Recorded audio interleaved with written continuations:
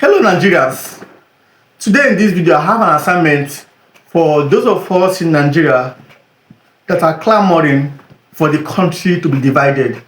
The argument usually being that the central government is too corrupt and too wicked, so therefore let everybody go their separate ways and let us prosper individually. My assignment to you, if you are sharing this line of thinking, is this: please go study the Sudanese crisis as a matter of urgency. Not the entire history of Sudan, obviously, but start from 2005 up until I think 2009 they signed the agreement. Then 2011 the country was given referendum and South Sudan was carved up from Sudan. So study the brief history. The reason I'm asking you to study this history is because there are similarities between what happened in Sudan from 2005 up until 2011 to what is happening now in Nigeria.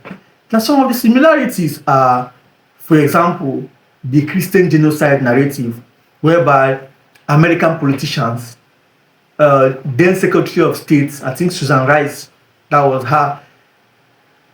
Then you have American politicians like George Bush and Barack Obama. They were all pushing and talking about this Christian genocide. Now you have American politicians, American media houses talking about Christian genocide in Nigeria.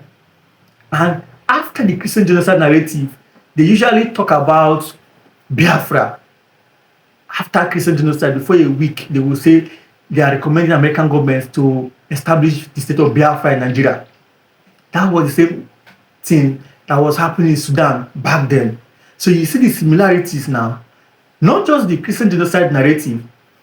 You also had situations whereby human rights report group were consistently turning every event happening in Sudan as Christian genocide or as persecution of particular ethnic group. That is how the insurgency happening in Nigeria now have been maliciously drafted to make it look like a group of people is being persecuted, whereas the thing is a general crime that happens to everybody in Nigeria. So you need to take your time to study this Sudanese case and compare that to the case of Nigeria. You see that there's a lot of similarities.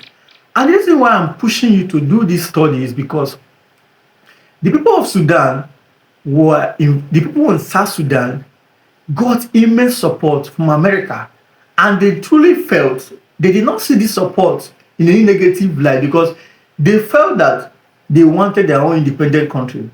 The media narrative then was always in support of them, amplifying their voice. So they felt that, okay, they were doing everything in their right mind and America is only helping them, whereas they were being manipulated by people who are PhD holders in psychological warfare.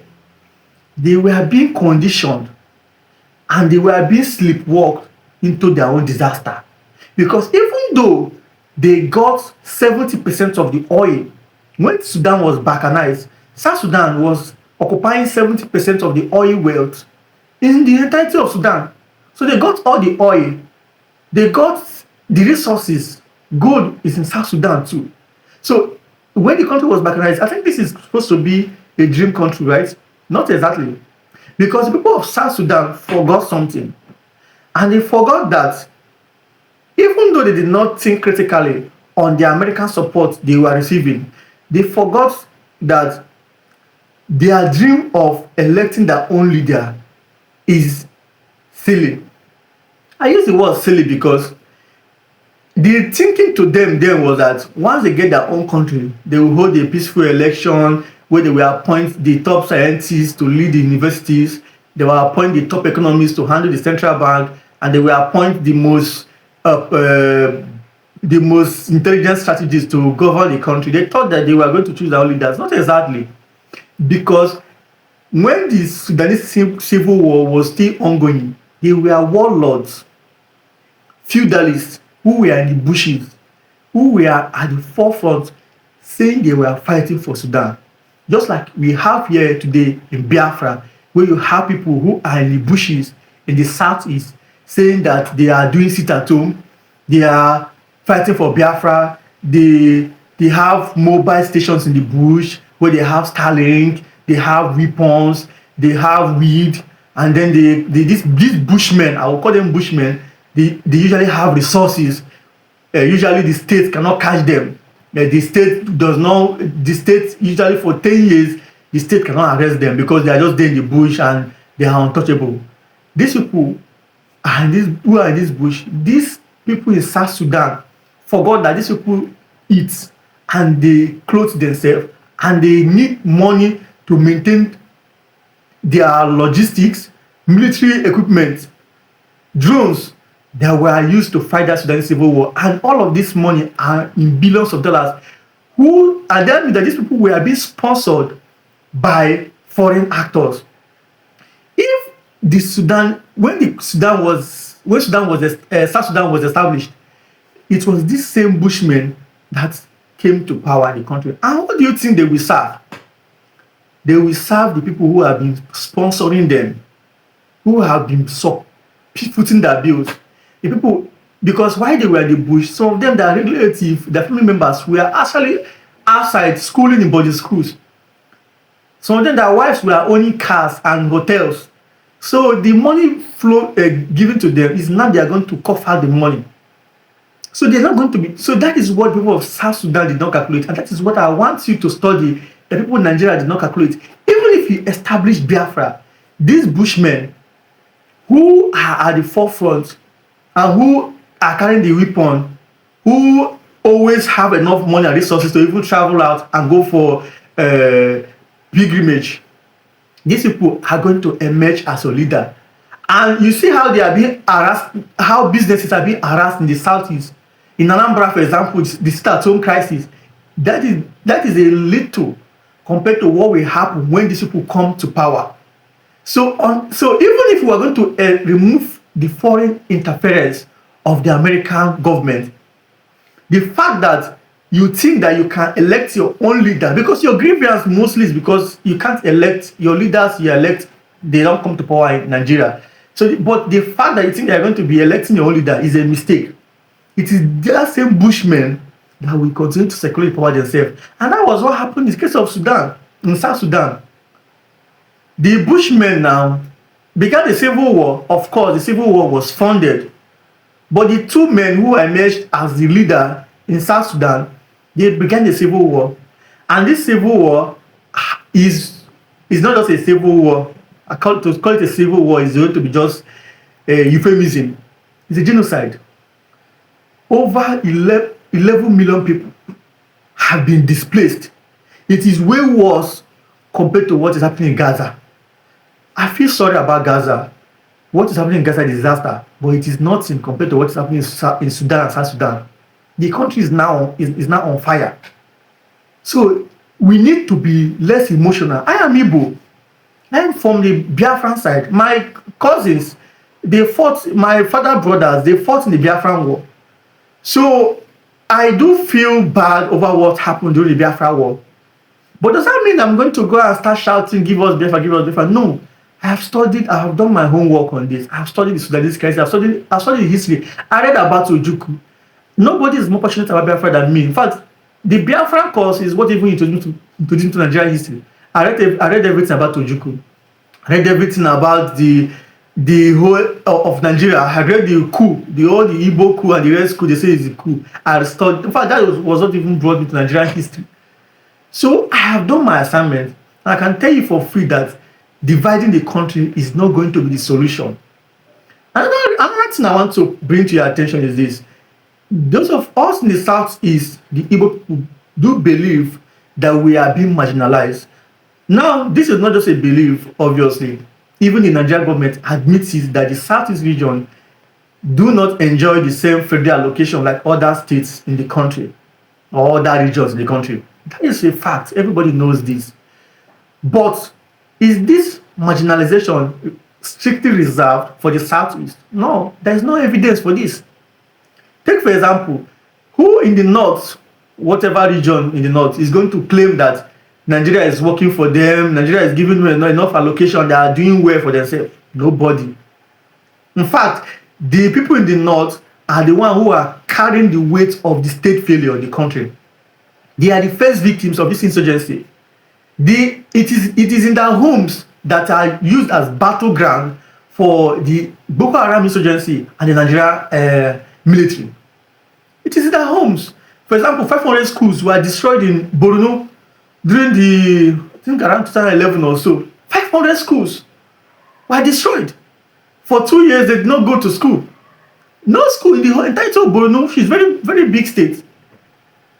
Is anybody in Borno going to claim today that Nigeria is working for them? So the people in Borno, the people in Zamfara, they are being marginalized heavily. They are being marginalized in a very devastating way. The entire of North has over 20 million children who are out of school. Is that a good thing? No. They are being marginalized. What about the South-South region? The South-South region is basically the engine of the Nigerian economy because according to what I read last time, Nigeria has over 80, oil constitutes about 80% of Nigeria's exports. Like these are the things that we export, not import. They are the things we export. The amounts, the money that comes in from whatever we export, 80% is from exporting oil. Of course, this is not surprising because there's no factory anywhere in Nigeria. Yes, people may argue there are some factories, there are some refineries, but come on, how many of them compared to 250 million people? So these industries in Nigeria are not enough for people. So we practically don't have industry in Nigeria. So basically, the South-South region are holding the Nigeria economy. They are the engine to the Nigeria economy today. Are they going to claim that they are enjoying Nigeria, even though they are giving 30% of the oil extracted from their states? This 30% is still ending up in the hands of some corrupt elites in that state. So the people of the South-South are still being heavily marginalized. Look at the rice fields. Look at the farm. Look at Delta State. Look at how Chevron has completely devastated and destroyed the environment of the Delta States entirely. It's so bad. The people there are going through a lot too. Who in Southwest Yoruba side is going to claim that they are enjoying Nigeria? Nobody. What about the women over 40 days now? Our women and children are still in the bush in Oyo State. It's paining me even till now. In Borno as well. Is any of those women, if we give them a microphone now, would they say that the Nigeria is favoring them and Nigeria is sidelining the Igbo? No. It is every part of Nigeria is being marginalized in one way or the other. The only people who are not being marginalized in Nigeria are the elites. And these elites can be from the southeast, can be from the north, and can be from the southwest. Our Otto Eze in Onitsha, he's among the elites. He enjoys all the benefits that the other elites enjoy. Dangote as well. Even when Dangote was marginalized because he was not giving oil, they were not going to sell oil to him for his new refinery. What happened? Went to court, pressed all the buttons, pulled his whole financial weight, and what happened? He's not getting his oil. This elite, so it's a class struggle. We from the middle class downward, we are all being marginalized. Now, it is also true that the people of the Igbo extraction, I myself particularly, I have experienced tribalism, but this is not something we are going to use as a reason to divide the country. Everybody experiences one form of discrimination or the other. Even within the Igbo, sometimes they can discriminate you based on your beauty, based on whether even within South, whether you are from Ebonyi, even Yoruba, they discriminate them and call them some names. Even Muslims too, with religion. Discrimination is in fact, the fact that the discrimination is more pronounced in Nigeria is because the government is weak. We have weak government institutions. If the government institutions are strong, this discrimination will greatly reduce. I'm telling you. So I'm pleading with you. I'm not pleading with you directly to forget about the Biafran cause, but I'm pleading with you to study the Sudanese crisis.